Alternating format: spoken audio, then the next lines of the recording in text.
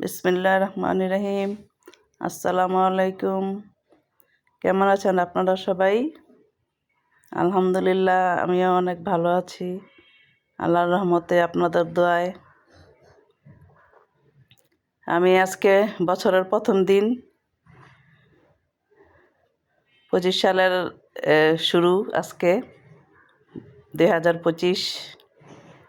তাই ভাবলাম প্রথম দিন ভালো একটু খাওয়াই বাচ্চাদের, নাতিদের। তাই মোরগ পোলাও পছন্দ করে আমার নাতিরা। মাঝে মধ্যে ওরা তো মোরগ পোলাও খেতে চাইলে সবসময় হঠাৎ করে তো রান্না করে দেওয়া যায় না, তাই কিনাই না খাওয়াই। মাসাল্লাহ, বিরিয়ানির চেয়ে মোরগ পোলাওটা ভালো খায়। এই জন্য আমি বললাম যে আমার নাতিদের কথা চিন্তা করে একটু মোরগ পোলাও রান্না করে দিই ওদেরকে। তাই মোরগ একটু রোস্টের মতো করলাম, আর ডিম ভুনা করছি। ভুনা না, ওইটা হচ্ছে কোরমার মতো আর কি, সাদা করে করছি। সেগুলোই রান্না করতেছি, কিছুটা আপনাদের জন্য ভিডিও করলাম, দেখানোর চেষ্টা করতেছি। আমার রান্না আপনাদের কাছে কেমন লাগে কমেন্ট করে জানাতে পারেন। 31 উপলক্ষে তো ছাদে অনেক কিছু হলো, কত কিছু দেখলাম রাত্রে, অনেক মজা হলো, অনেকে অনেক কিছু ফোটালো, কিন্তু আমরা করি নেই। এগুলো তো করা ঠিক না। একবার ভাবছিলাম যে রোজা মানে বছর প্রথমে 31 দিন হাঁসের মাংস শীতের মধ্যে খাইতে ভালো, আমরা ছাদের মধ্যে এটাই করব। পরে আবার চিন্তা করে দেখলাম যে এটার গুনাহ হবে, তাই সেদিন করলাম না। শুধু একটু উপভোগ করলাম, যারা করছে দেখলাম, নাতিদের নিয়ে, বাচ্চাদের নিয়ে ছাদে যাই একটু একটু ভিডিও করছি। কারা কারা ফুটাইছে এগুলো দেখাইলাম, কিন্তু এগুলো একসময় দেখাবো ইনশাল্লাহ আপনাদেরকে। আমরাও ছাদে একটা অনুষ্ঠান করব, আশা আছে, পিকনিক করব আর কি। আমরা সবাই বাড়ির মানুষ, বোনের মেয়ে, ওদেরকেও বলবো, আমরা সবাই মিলে করব। সেটা ভিডিও করব, আপনাদের সাথে শেয়ার করব ইনশাল্লাহ, আশা করতেছি। শীতের মধ্যেই করার ইচ্ছা আছে। মানুষ তো মাটির চুলা, আমার মাকে দেখতাম ছোটোবেলায় মাটির চুলা বানাইতো। আমিও ইনশাল্লাহ মাটি পাইলে বানানোর চেষ্টা করতাম, কিন্তু মাটি কোথায় পাবো সেটাই তো কথা। আঠালো মাটি লাগবে। সে আঠালো মাটি যদি পাইতাম তাহলে আমি ছাদে চুলা বানিয়ে নিজের হাতে একটা পিকনিকের আয়োজন করতাম, সেটা অন্যরকম মজা হতো। এখন করতে গেলে তো হয়তো ইটা দিয়ে করতে হবে, বা রেডিমেড চুলা কিনেই না। এখন দেখি রেডিমেড চুলা এই যদি মাটি না পাই কিনে আনি না, করার চেষ্টা করবো, আর না তো এটা দিয়ে করার চেষ্টা করব। একটা পিকনিক করবো ইনশাল্লাহ, আশা করি। রোস্ট রান্না করার জন্য তো মাংস টাংস ভাজা নিলাম, দেখলেনি, হালকা পাতলা যেটুকু দেখানো সম্ভব হয়েছে দেখাচ্ছি। এখন তো আদা রসুন দিয়ে, এখন আর পেঁয়াজ বাটা দিয়ে দিতেছি, যাতে মুরগিটা একটু ঘন হয়, সেজন্য একটু ব্লেন্ডার করে নিলাম আর কি পেঁয়াজ। এখন এগুলো একটু ভালো করে ভাজা ভাজা করব, তারপরে মশলা দেব। আমি তো সবসময়, যারা আমার ব্লগ দেখেন, আমি সবসময় চেষ্টা করি সব জিনিসই আস্তে আস্তে করার, এবং ভালো করে কষিয়ে ভেজে রান্না করার ট্রাই করি। ওটাই আমার কাছে ভালো লাগে। অনেকের ভালো লাগে এইভাবে, অনেকের ভালো লাগে অন্যভাবে হয়তো বা। আমার রান্নাটা কেমন লাগে আপনাদের কাছে, আপনারা যদি একটু হলেও ভালো লেগে থাকে, আপনারা আমার সাথে শেয়ার করতে পারেন, আমার পাশে থাকতে পারেন। আশা করি পাশে থাকবেন। চেষ্টা করব ইনশাল্লাহ সামনের দিকে আর একটু নতুন নতুন খাবার দেওয়ার জন্য, রান্না বান্না চেষ্টা করব। শীতের দিন আসছে, এখন চাল ভাঙাবো আর পিঠা বানাবো একটু একটু করে, আপনাদেরকে দেখানোর চেষ্টা করব। আমার ছেলেমেয়েরা তেমন একটা পিঠা পছন্দ করে না, তাই আমার বানানো হয় না তেমন একটা।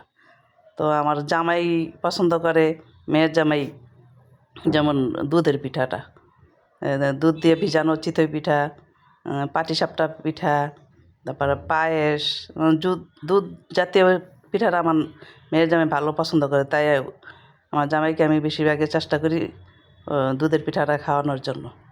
এবার শীত পড়ে গেছে ভালো, 2-3 দিন যাবৎ এখনও জামাইয়ের পিঠা খাওয়াইতে পারি নাই। চাল ভাঙাবো করে ভাঙানো হয় না, আর পিঠাও বানানো হয় না। কালকে চাল বের করছি, দেখি 2-1 দিনের মধ্যে ভাঙায়া পিঠা বানানোর চেষ্টা করব, আপনাদের সাথে শেয়ার করবো আর কি।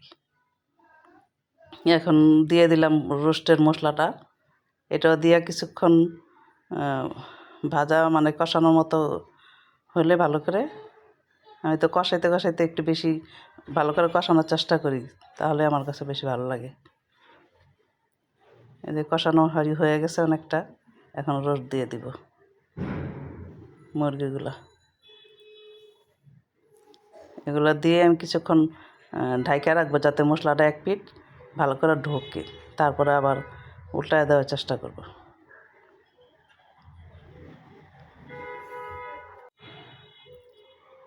আমি রোস্টের মধ্যে হালকা একটু হলুদ দিই, যাতে কালারটা একটু সুন্দর আসে। একদম সাদা থাকলে আমার কাছে খুব একটা ভালো লাগে না। এটা মাংসের তেলগুলা যে ভাজছি, তেলগুলো আর কি, এগুলো দিয়ে দিলাম। এগুলো তেল তো আর ফালানো যায় না, এই তেলটার মধ্যে কিন্তু মজাগুলো সব চলে গেছে, তাই এগুলো দিয়ে দিলাম। এখন ঢেকে দিব, এক পিঠ ভালো করে হলে তারপরে আরেক পিঠ কিছুক্ষণ পরে আমি উল্টায় দেব, ভালো করে মাংসটার মধ্যে ঢুকুক মশলাটা। এই হচ্ছে আমার রান্নাবান্নার নিয়ম। আপনারা যারা পারেন আমার কীভাবে রান্না করেন আমার কাছে শেয়ার করতে পারেন, নতুন নতুন শেখার চেষ্টা করব।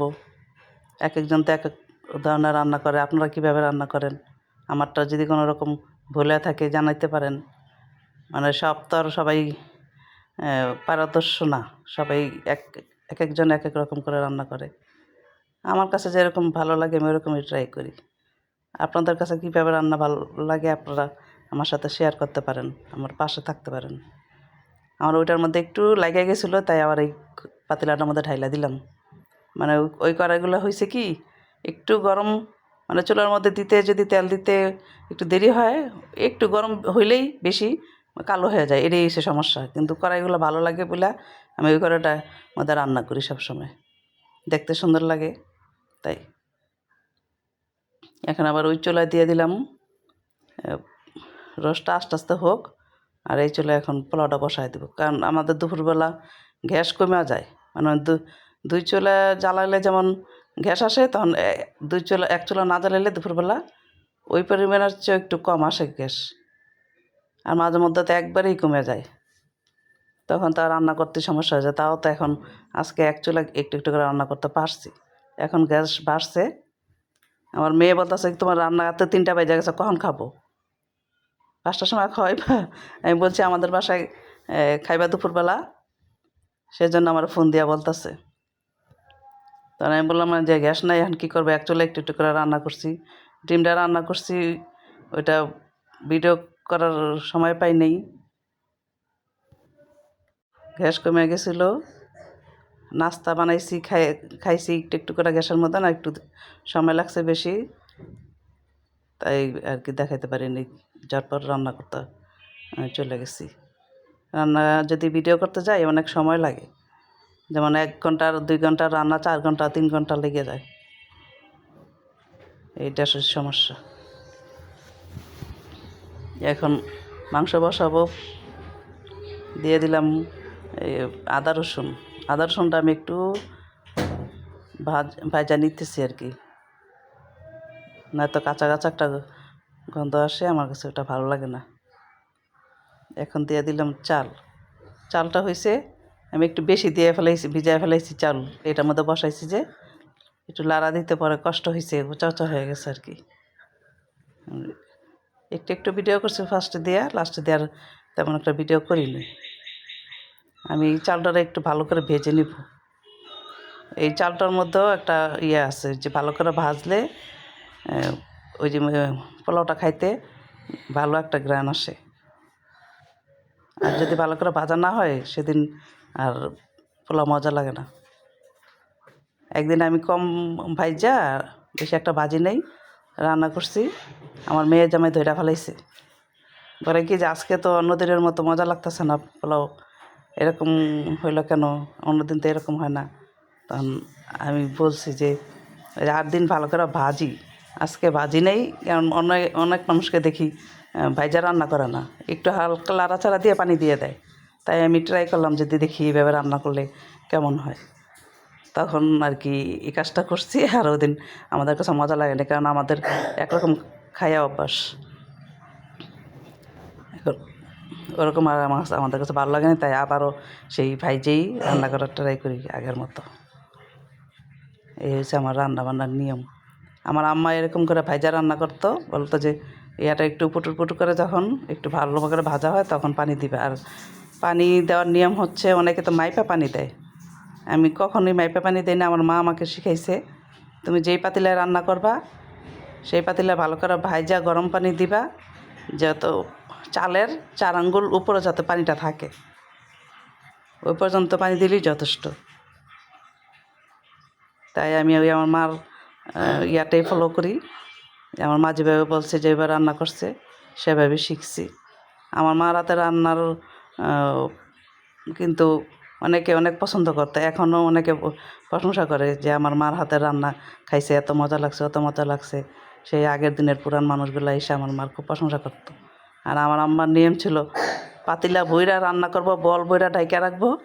আমার মার ভাত তরকারি দেখলাম এসে ভয় পাইতো, এত কেন। আমার আম্মা বলতো যে মানুষ একটা আসলে কি আমি আবার রান্না বসাতে যাবো, আমি বেশি করে রান্না করে রাখি, যে আসে তারই খাওয়াইতো। এখন আমিও শিখছি আমার মায়ের মতো। আমি সবসময় একটু বেশি রান্না করার চেষ্টা করি, কখনো কম রান্না করতে পারি না, কিছুটা বেশি রান্না করি যাতে একটা মানুষ আসলে খাওয়ানো যায়। দেখা যাবে আমরা খুব মাইপা রান্না করলাম, একজন মানুষ হঠাৎ করে আইসা পড়লো, তাকে আমি সারতে পারলাম না, খাওয়াইতে পারলাম না, ইয়ার জন্য কম, তাই আবার রান্না করবো তখন সেজন্য।